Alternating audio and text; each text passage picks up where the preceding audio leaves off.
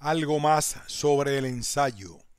El ensayismo en España, 2001-2002. Un ensayo de Juan Carlos Rodríguez, Universidad de Granada.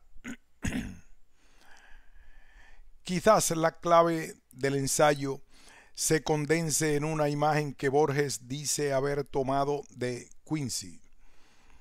En medio de una discusión, un individuo arroja a su contrincante un vaso de vino a la cara. El otro, imperturbable, se limita a responder: esto, señor, es una digresión. Ahora espero su argumento. Entre la fosforescencia de las digresiones y la realidad subyacente de los argumentos se ha movido siempre la escritura del ensayo. Aunque lo importante sea la mezcla fascinadora de ambos términos, siempre con el hallazgo de su medida. En el viejo y querido diccionario de latín que suelo usar, la cuestión aparece nítida, simplemente así: exaium, el peso, la romana y el acto de pesar. No sé si hay alguien hoy en las ciudades que recuerde lo que era una romana, esa balanza con dos brazos en cuyos extremos se colocaba en un lado el peso y en el otro lado las cosas que se querían pesar. Pero Montaigne lo señala explícitamente. De ahí mi retiro. Creí fértil ocuparme solo de mi pensamiento, pero ocioso se ha desbocado. Solo crea quimeras y monstruos fantásticos. Los ordené, los pondré en regla y medida para avergonzar con el tiempo a mi pensamiento, a mi espíritu. Ese es el origen del ensayo, y quizás porque no sé bien si el ensayo actual pesa y mide tan exactamente las quimeras y monstruos que se nos ocurren, decidí incluir un capítulo sobre Montaigne en mi libro ¿De qué hablamos cuando hablamos de literatura? 2002. E igualmente José Miguel Marinas y Carlos Dibot prepararon una edición bilingüe de El viaje a Italia 2001, con un amplio prólogo ensayo de estricta precisión. Releer a Montaigne es una práctica sugestiva que para aprender de nuevo que no solo las cosas que se pesan pueden estar trucadas, sino que sobre todo puede estar trucado el peso que se pone en el otro brazo de la balanza o romana. En suma, el propio yo que cree medir las cosas. Ese yo que es precisamente la materia del ensayo, como nos indicaba el propio Montaigne desde el prólogo a su primer libro. Quizás por eso cada vez que se habla del ensayo haya que hacer hincapié en tres pequeños matices. Uno, el ensayo es siempre plural. Eso fue al menos lo que atisbó Montaigne al pluralizar el propio título que se había inventado, Essays, y Descartes concibió su discurso del método como una especie de prólogo a sus essays científicas. Que Locke y Hume lo utilizaran luego en singular. Hume en su treatise se pasó años llamándolo essay. No significa acaso sino que el yo de la escritura libre y laica estaba ya más afianzado en Inglaterra de la revolución burguesa. no significaba, por el contrario, que ese yo no pluralizara su mirada en torno a todos los sentidos del mundo que lo rodeaba, incluyéndose por supuesto a sí mismo. 2. Ese incluirse a sí mismo nos lleva directamente al segundo matiz clave del ensayo, la objetivación del yo. Esa es la dialéctica máxima y básica del ensayo. En el ensayo se supone que el yo habla subjetivándose al máximo, pero tratándose a sí mismo, a su vez, como punto de referencia, es decir, objetivando el yo. Ya he señalado en otra parte hasta qué punto ese yo objetivado permite el desarrollo de la lógica experimental de las obras de Borges y su obsesión por el yo como espejo.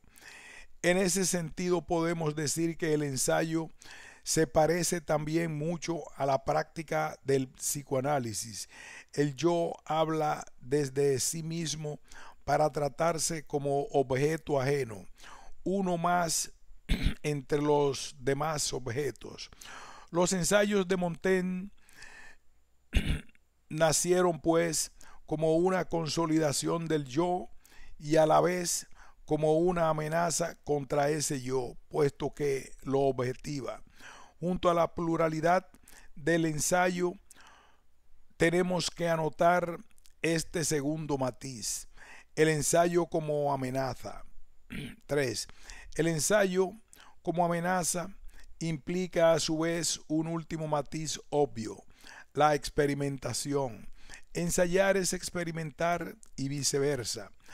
Como el ensayo nació junto a la división privado-público de las nuevas políticas y del primer mercado capitalista de los siglos XIV, XVI, los tres matices del ensayo, pluralidad, amenaza y experimentación, caminaron siempre como sobre un finísimo hilo sin red en torno a los límites de la subjetividad y la objetividad. Y me explico enseguida.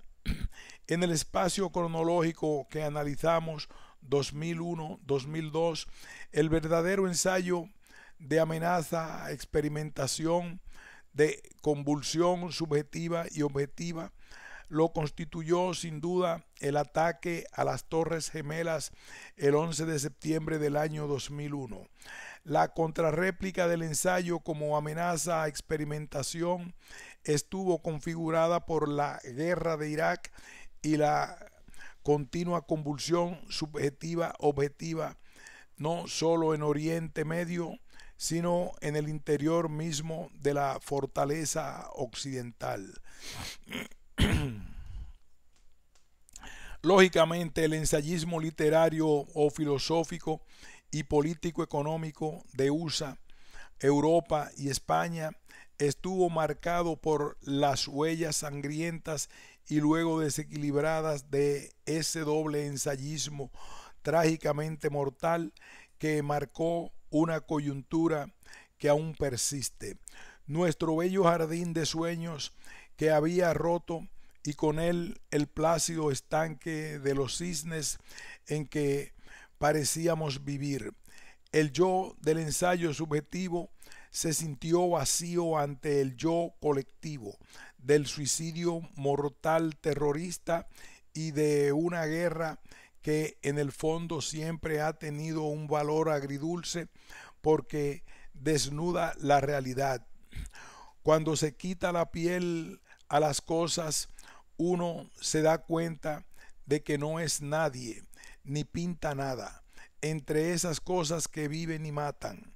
Uno sospecha inevitablemente así que la propia piel cotidiana está corrompida, amenazada o experimentada en el ensayo del sobrevivir hora a hora. De modo que ese ensayismo brutal, terrorismo, guerra, nos ha convertido en lo que realmente somos, nadie.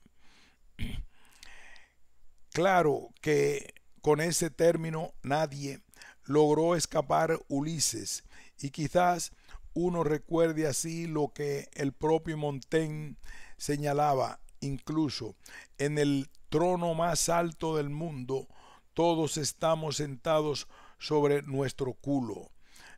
Esa es una buena manera de objetivar al yo, que nadie deje de dudar sobre sí mismo, y en consecuencia una buena brecha abierta para hablar sobre el ensayismo literario en España del 2001-2002. A fin de cuentas, el propio padre del asunto ocultó incluso sus apellidos, H. López, para llamarse solamente señor Montaigne o señor Montaña, como lo llamó Quevedo, y también el primer traductor de los ensayos al español, Diego de Cisneros, en 1637. Y sin embargo, en la realidad desnuda de nuestro mundo, en esos 2 años en que uno tuvo que recordar que estaba sentado sobre un culo intentando recuperar el vacío del yo, sucedió una paradoja bastante explicable. Seguíamos expresándonos como si nada hubiera pasado. Una hábil estrategia, por cierto, sobre si todo, si, sobre todo si en España se habían alcanzado cotas muy serias de libertad de expresión, y la democracia parecía tener reflejos consolidados sobre casi 30 años. Nadie quería desperdiciar el logro que tanto costó, aunque evidentemente las contradicciones empezaron a hacerse más visibles. Incluso el lastre que se arrastraba durante esos 20 y tantos años, lo que Gregorio Morán había llamado el precio de la transición, un precio que el propio Gregorio Morán ha ido señalando a través de algunos hitos claves, como la historia de los directivos del PCE, el laberinto de los vascos que dejaron de ser españoles, o el traumatismo cultural de la posguerra, en su libro El maestro en el Erial, Ortega y Gasset y la cultura del franquismo, 2002, segunda edición. Un texto al que solo le sobran algunos innecesarios ataques ad hominem. Pero, como decíamos, el precio de la transición fue duro, y determinadas miserias de ayer y de hoy volvieron a aflorar, tanto rastreando en nuestro presente como en los orígenes de nuestro pasado más inmediato. De alguna manera estábamos viviendo un nuevo mal de siglo. En este sentido, y con un prólogo fechado en el otoño del año 2002, Pedro Cerezo Galán ha dado a la luz un impresionante opus mayor, un libro titulado El mal del siglo, el conflicto entre ilustración y romanticismo en la crisis funisecular del siglo XIX, presentado como un libro de ensayos de historia intelectual. Es una obra magnífica en la que Pedro Cerezo habla de todo, lo divino y lo humano, y estas palabras referidas a él hay que tomarla muy en serio, a través de un despliegue global de su humanismo democrático y de su pervivencia en una esperanza desesperanzada. Muchos de sus planteamientos generales ya nos eran conocidos a través de publicaciones previas, pero Cerezo ha rehecho todo a conciencia y ha matizado sus planteamientos. sobre Unamuno, Ganivet, Machado, Maeztu, Baroja, los krausistas, Ortega, la crisis nacionalistas, románticas y religiosas, quizás con un trasfondo básico por debajo, frente al nihilismo y el egotismo que vendríamos arrastrando desde aquel primer siglo, o sea, la bisagra 19-20, antes no se contaba por siglos. Cerezo se pregunta, latiéndole Ortega por debajo, si aún somos capaces de alcanzar la posibilidad de un sentido vital racionalista, un sentido imaginativo y creativo dentro de las auténticas arenas movedizas en las que estamos situados. La creencia en la capacidad hermenéutica y positiva de la naturaleza humana es algo básico en un humanista como él, pero ya que dicho que la esperanza sobre la posibilidad del espíritu libre en nuestro país es el otro polo negativo de este libro imprescindible.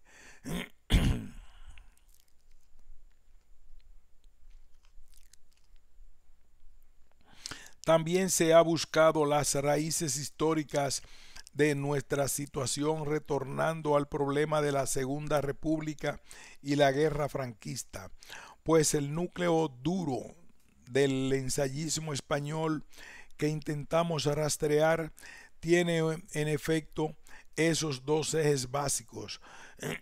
En primer lugar, cómo se fue forjando la revolución burguesa desde el 18 hasta su culminación con el franquismo.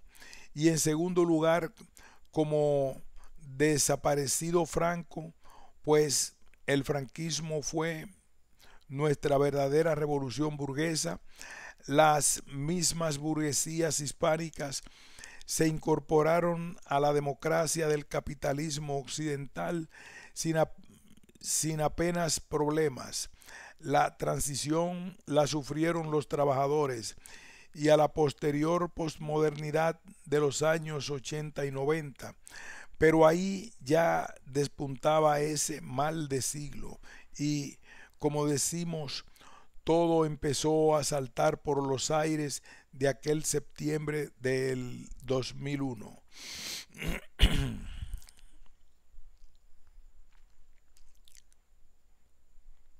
Al margen de panfletos absurdos pero sintomáticos a estas alturas, nos encontramos con libros de ensayo más serios sobre aquel momento crucial del franquismo.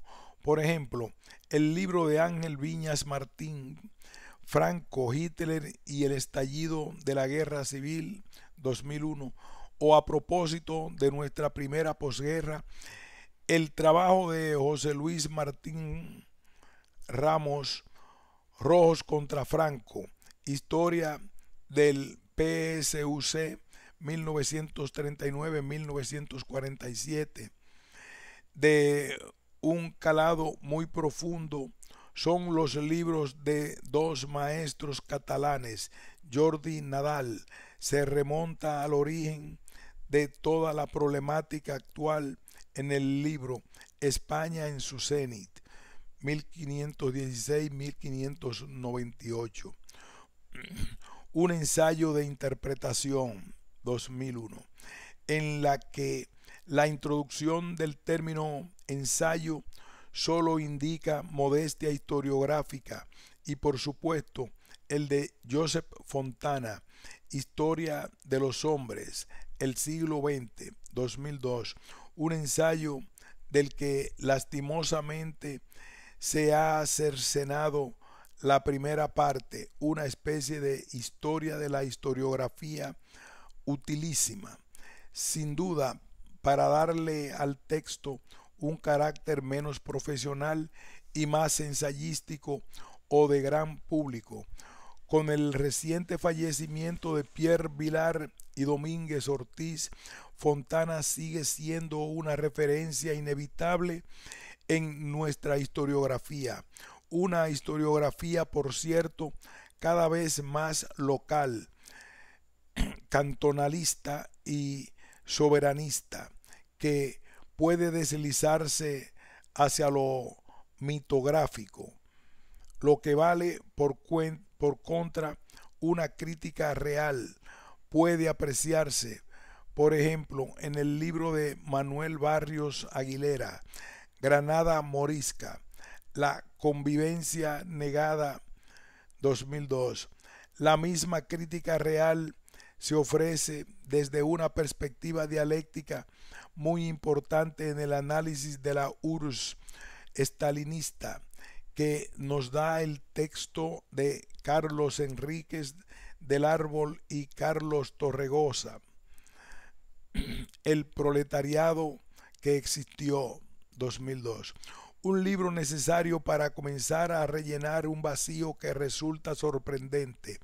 Estoy seguro de que sería muy difícil encontrar hoy un estudioso más serio y más profundo que el profesor Carlos Enríquez del Árbol acerca de la complejísima problemática de la antigua URSS y de las repercusiones del estalinismo y de la Guerra Fría en nuestro mundo. Por eso aguardamos la publicación de los nuevos textos que ha programado sobre el tema. Pero vamos a aquel núcleo duro del ensayismo como intento de configuración y de diagnóstico ideológico de las diversas tendencias del liberalismo burgués en España. 2. Pues sin duda resulta curioso o históricamente inevitable lo que ha sucedido con el ensayo en los años 80-90 de la llamada posmodernidad occidental. Esquematizando mucho, podríamos decir que el ensayo en España debería entenderse a través de una serie de principios claves establecidos a través de tal posmodernidad. A.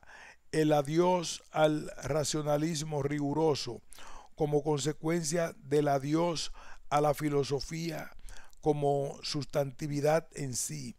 Las causas y consecuencias de toda esta problemática en torno a la muerte del espacio público, filosófico y político van a tener repercusiones fundamentales en lo que se refiere a la literatura. Quiero decir, ¿se va a morir también la literatura? B. Pues lo que afecta a lo público se refleja en lo privado. La dualidad especular es siempre determinante en el discurso. Así llegaron a nuestro ensayismo el pensamiento débil y el esteticismo vital o el esteticismo ético como única solución para la vida cotidiana.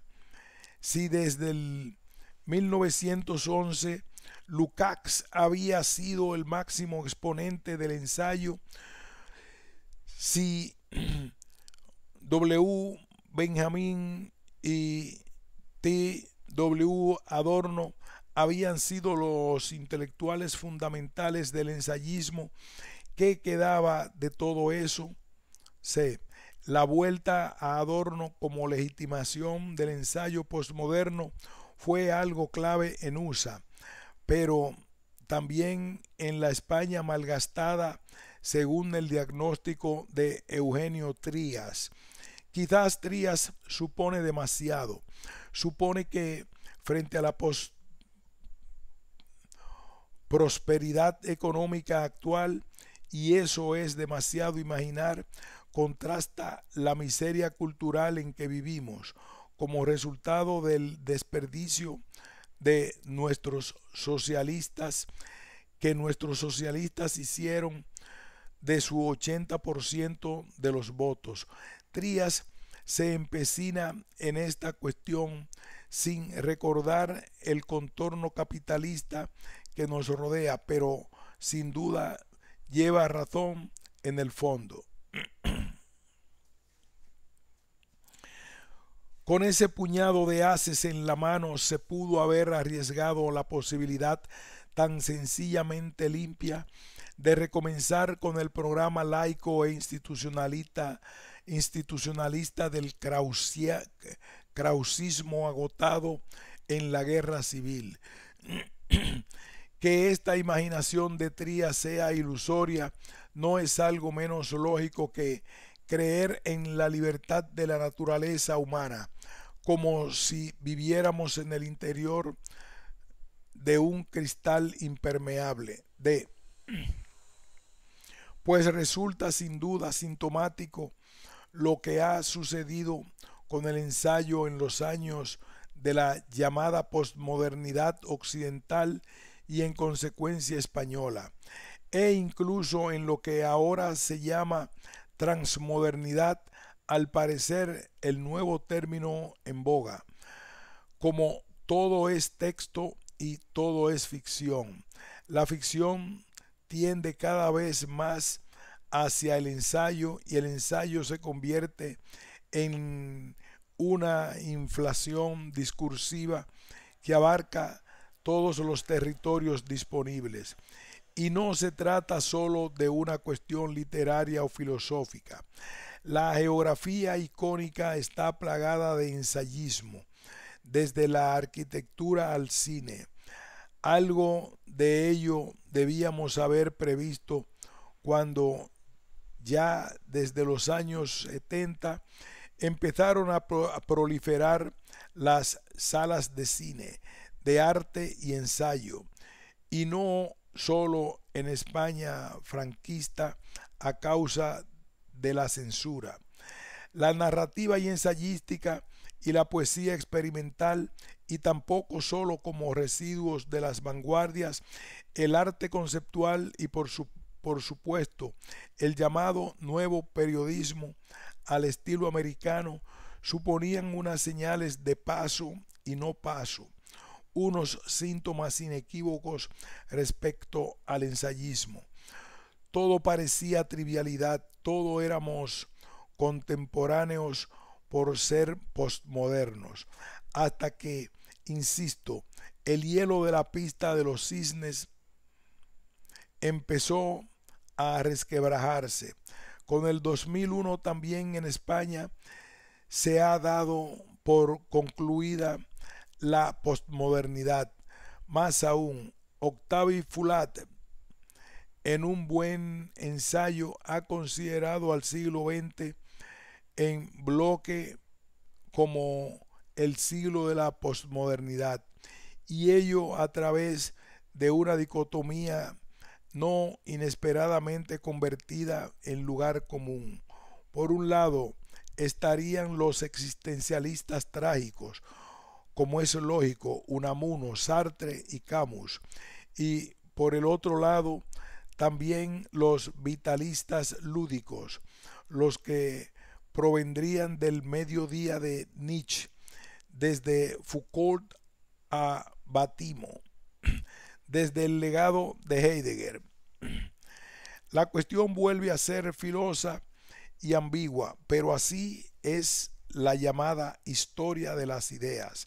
El libro de Fulat se titula provocativamente, como decimos, El siglo posmoderno 1900-2001, y apareció publicado en el 2002.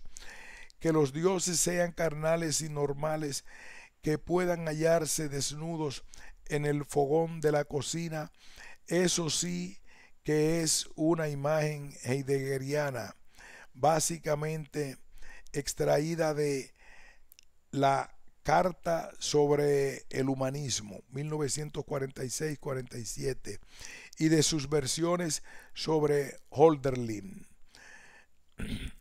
La temática que retoma con un sentido inverso en un libro de nuevo con trasfondo nietzscheano, el de Manuel Barrios Casares, sintomáticamente titulado Narrar el abismo, ensayos sobre Nietzsche, Hölderlin y la disolución del clasicismo, 2001. Desde tal panorama no es extraño que en estas fechas se haya reinaugurado la tradición que parecía retirada en el desván, la biografía intelectual, vital en cualquier sentido, de algunos de estos filósofos considerados señeros en la posmodernidad, con estilo riguroso y amenidad divulgativa. Se nos ofrecen así los ensayos biográficos sobre Nietzsche de Agustín Sánchez Izquierdo, 2001, sobre Heidegger, de Luis Fernando Moreno Claros, 2002, sobre Wittgenstein, de Isidro Reguera Pérez, 2002, y muy especialmente La imagen de Foucault, 2001, que ha llevado a cabo uno de nuestros más rigurosos pensadores contemporáneos, Ángel Gabilondo, quien ya hizo un prólogo memorable a los textos inéditos de Foucault sobre lenguaje y literatura, junto a la larga trayectoria de Miguel Morey y de algunos teóricos más jóvenes como J. Velázquez García y J. L. Moreno Pestaña.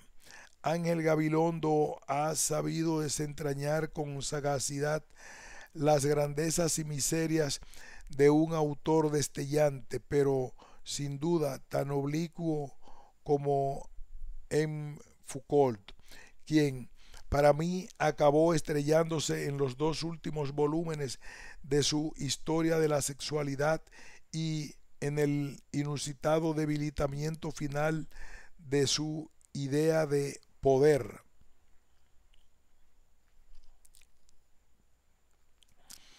Pero las dudas sobre el estatus de la filosofía qua filosofía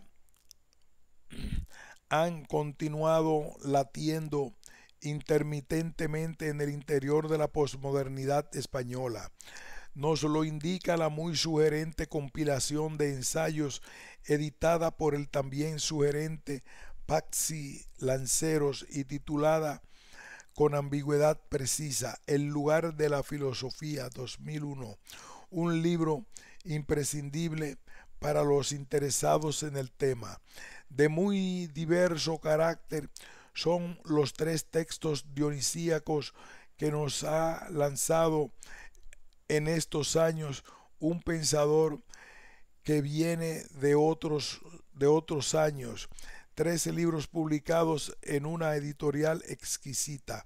Me refiero al espiritualismo, esteticismo de Ignacio Gómez de Liaño y sus tres obras sucesivas, Iluminaciones filosóficas, 2001, Athanasius Kircher, Itinerario del éxtasis o las imágenes de un saber universal, 2001, y Sobre el fundamento, 2002, una buena muestra de que lo sublime kantiano sigue siendo un perfecto aceite para lubricar los entresijos postmodernos.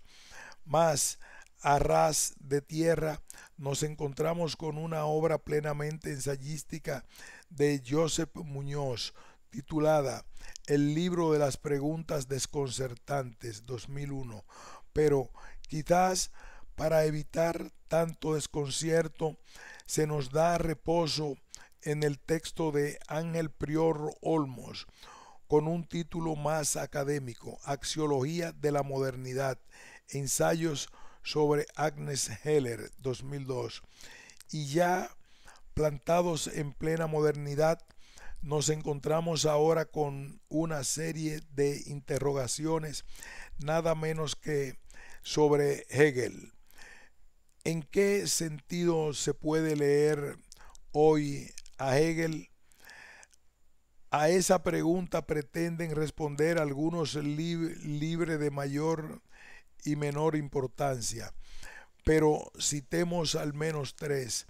El de Eduardo Álvarez González, El saber del hombre, una introducción en el pensamiento de Hegel, 2001, y el Gabriel Amengual, La moral como derecho, estudios sobre la moralidad en la filosofía del derecho de Hegel, 2001, y el de Carlos Másmela, Hegel, la desgraciada reconciliación del espíritu, 2001, que sin embargo el espíritu no se reconcilia nunca consigo mismo, es lo que trata de recordarnos el ensayo de José Manuel Costa Abad, La palabra tardía, hacia Paul Celan, 2002, una muestra clara de que si hoy Celan es un tótem para muchas escrituras, su obra no puede concebirse sino como un ir hacia, jamás como un haber llegado. Si llegamos en cambio a uno de los núcleos centrales que obsesionan a nuestro mundo, la cuestión del o de lo otro, con un nuevo libro de Ángel Gabilondo, tan recomendable como todos los suyos, La vuelta del otro, diferencia, identidad y alteridad, un texto donde insidiosamente se plantea a partir del otro la cuestión del uno, la de la propia individuación, que es algo que se preocupa hasta el extremo. Que la filosofía sigue viva es lo que intenta mostrarnos el profesor Luis Sáez Rueda con su libro Movimientos Filosóficos Actuales, 2001, exhaustivo y por tanto desigual, pero perfectamente coherente con sus planteamientos hermenéuticos al modo de Apel. Igualmente exhaustivo pretende ser su amplio ensayo sobre un tema no menos actual, el libro titulado El conflicto entre las tradiciones continental y analítica, 2002. Solo echo de menos un análisis más profundo de la tradición ideológica subyacente en ambas tradiciones. Eso es lo que intenta conseguir a través de múltiples vericuetos el texto que nos ofrece Aina Stani, bajo la silueta de un título inevitablemente lapidario, La fascinación por el saber, 2001. Sin duda, no ha tenido tanto éxito como uno de los bestsellers de José Antonio Marina, La lucha por la dignidad, donde el buen sentido común pequeño burgués se despliega a todo trapo, y quizás el título recuerda el artículo necrológico que F. Fernández Buey dedicó a José María Valverde, pero la diferencia es abismal. No va mucho más allá de la recopilación titulada El odio y dirigida por Castilla del Pino. Y no menos discutibles son los ensayos estéticos de Luis Puelles Romero, La estética de Gastón Bachelard, una filosofía de la imaginación creadora, 2002, un título que promete mucho más de lo que ofrece, al igual que ocurre con el texto de Luis T. González del Valle, titulado nada menos que La canonización del diablo, Baudelaire y la estética moderna en España. Es un largo ensayo, pero me temo que el asunto resulta demasiado resbaladizo para su tratamiento. Puede ser muy útil, sin embargo, la compilación de José Sánchez Tortosa, con ayuda del autor, ha realizado sobre textos de Fernando Sabater, titulada Pensamientos arriesgados, casi todo Sabater, 2002. Ese casi del título es lo que más me agrada, porque nunca nadie es todo y porque es una de las claves del ensayo. 3. Volvemos con ello a interrogarnos sobre nuestro tema central, el ensayo como tal, pues la cuestión resulta más curiosa aun cuando continuamos rastreando la genealogía del ensayo a lo largo del siglo XX y hasta los comienzos del nuevo milenio. Y baste otro ejemplo sintomático.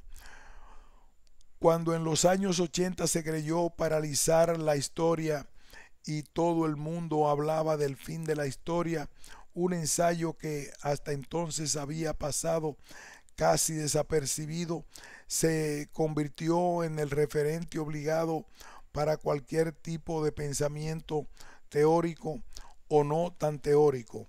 Me refiero obviamente a El ángel de la historia, el ensayo que W. Benjamin había escrito a propósito del famoso cuadro de Paul Klee, aquel ángel que se alejaba con pavor de una historia que no habría sido más que ruinas. Parecía un perfecto signo del mundo que se anunciaba. Ya no harían falta más ángeles, más relatos metateóricos y utópicos, y sobre las ruinas del muro se edificarían al fin el reino paradisíaco y feliz de la libertad democrática occidental.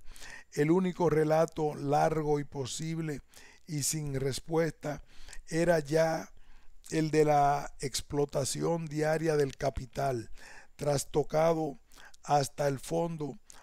El propio W. Benjamin se convertía así a su vez en un enclave definitivo, el lugar último al que habría podido llegar la modernidad, y tras su vacío, el anuncio del comienzo de la nueva era.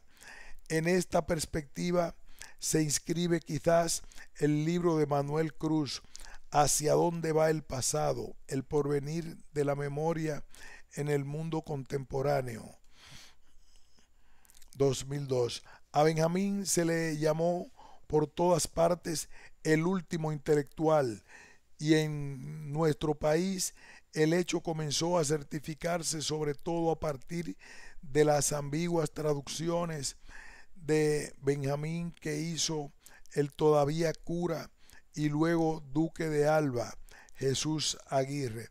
Mientras tanto, en Italia, la escuela benjaminiana adquiriría un carácter magnífico, y en España apenas el barcelonés Enrique Vila Matas defendía en serio a Benjamín, pues aquello de el último intelectual era, por cierto, una especie de elogio necrofílico de nuevo macabrante ambiguo, puesto que obviamente si se quería rendir tributo no solo a Benjamín, sino a la figura moderna del intelectual comprometido, ello se hacía precisamente a través de una retórica clave de oración fúnebre. Quizás los herederos del franquismo, y lo somos todos, se olvidaban de que Benjamín se ahorcó en su cárcel francesa porque la policía española lo había entregado a las autoridades fascistas de Vichy. Pero hablar de esto resultaba del mal gusto, y la planificación del escenario resultaba más plácida suponiendo que asistíamos al entierro igualmente plácido no sólo de Benjamín, sino de cualquier tipo de intelectual a la vieja usanza. Tras el saludo final de la corneta, como en la película De aquí a la eternidad, todo el mundo recogía sus petales. Todo el mundo recogía sus petates abandonaba los viejos barracones y se disponía a iniciar una nueva vida. 4. Aunque evidentemente siempre aparecían visitas que antes no habían llamado al timbre, inesperadamente la mujer se había convertido en un nuevo y decisivo sujeto de la historia. Sus luchas fueron magníficas y admirables hasta que el sistema las fue fagocitando. Y aunque hoy evidentemente el feminismo, como el ecologismo y otros movimientos sociales relativamente nuevos, parezcan haberse ido desinflando poco a poco como un globo en el aire o un objeto alcanzado, obviamente los ensayos feministas han seguido proliferando y luchando en los últimos años, quizás con menos impulso que antes. Los textos y las actitudes privadas y públicas del feminismo siguen reivindicando la posición de la mujer en cualquier ámbito público, incluido por supuesto el ámbito de la literatura. Claro que hay un feminismo de derechas y de izquierdas. Conforme la mujer se instala cada vez más en lugares de poder, algo de esto se señala, por ejemplo, en el libro de María Antonia García de León, Herederas y heridas, sobre las élites profesionales femeninas, 2002, un tema filoso donde los haya. Podemos incluir también otros ensayos de tipo sociológico y muy significativos. Por ejemplo, el de Esperanza Bosch Fiol y Victoria A. Ferrer Pérez, La voz de las invisibles, las víctimas de un mal amor que mata, 2002, o los relatos y ensayos de María Novo, precisamente en torno a la relación entre el ecologismo y feminismo, mujer y naturaleza. Serían exactamente eso, las grandes invisibles. Más incrustados en el ámbito del psicoanálisis literario, nos aparecerían los diversos y espléndidos ensayos de la argentina española Sonia Matalía. Por ejemplo, el libro coordinado por ella junto con Nuria Girona, titulado Aún y más allá, Mujeres y Discurso, 2001. Desde una línea sociológico-cultural, resulta muy sugerente el libro coordinado por Belén Agrela Romero y Carmen Gregorio Gil, bajo el título de Mujeres de un solo mundo, Globalización y Multiculturalismo, 2002, y por supuesto a partir del inevitable tópico de Mi querido diario, es decir, la unión peculiar entre el ensayo y el diario personal, La voz oculta.